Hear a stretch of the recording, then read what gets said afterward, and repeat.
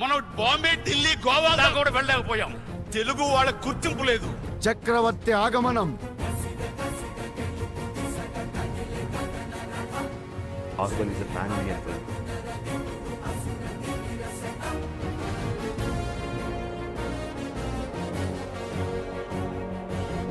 Natu, RRR.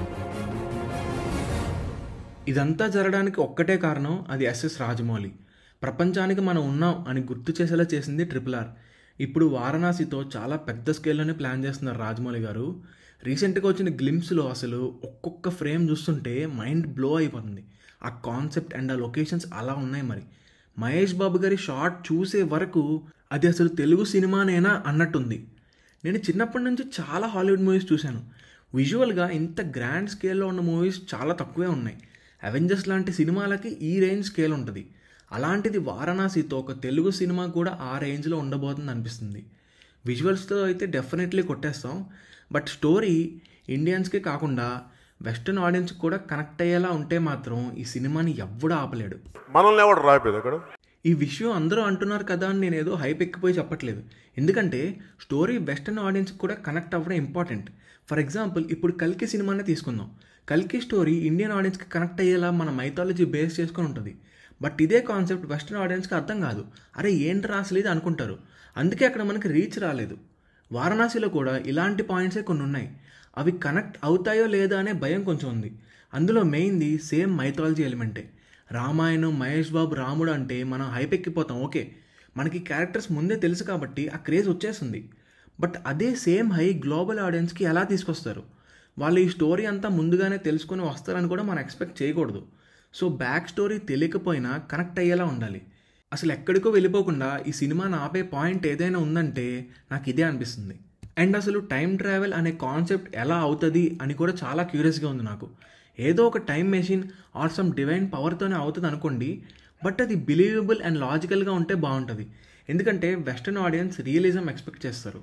ఇంకోటి ఈ mythology ఎలిమెంట్లోనే రాముడు అంటున్నాడు, వారణాసిలో శివుడు, నంది అంటున్నారు. వీటన్నిటిని అసలు ఎలా లింక్ చేస్తాడో ఏమో అర్థం కావట్లేదు. ఎండ్ ఆఫ్ ద డే విజువల్గా ఎంత గ్రాండ్గా ఉన్నా సరే స్టోరీ అనేది మరీ టూ మచ్ కాంప్లికేటెడ్ అయిపోకూడదు. చెప్పడానికైనా సింప్లిస్టిక్గానే ఉండాలి. ఆ గ్లిమ్స్ చూసాక స్టోరీ ఎలా ఉండొచ్చు అని ఆలోచిస్తే ప్రపంచంలోనే అతి భయంకరమైన, అతి బలవంతుడైన ఒక వ్యక్తి ఉన్నాడు. ఆ వ్యక్తి ఒక కల కన్నాడు.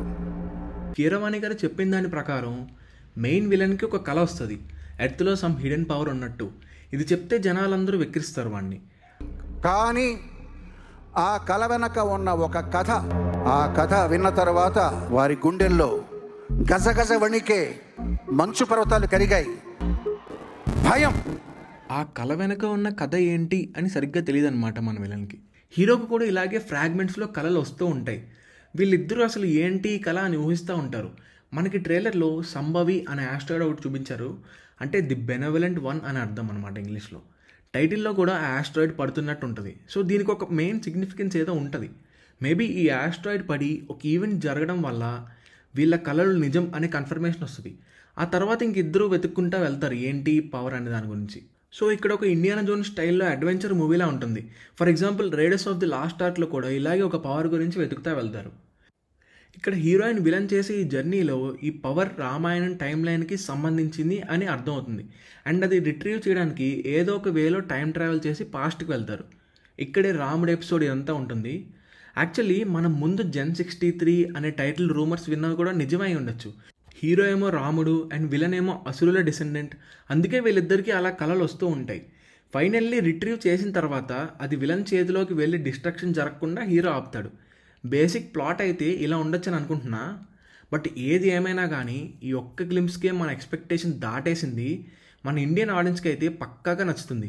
బట్ మన టార్గెట్ ఇప్పుడు గ్లోబల్ ఆడియన్స్. వాళ్ళకి నచ్చాలి. జస్ట్ నచ్చడం మాత్రమే కాదు, నచ్చి కలెక్షన్స్ కూడా తీసుకురావాలి.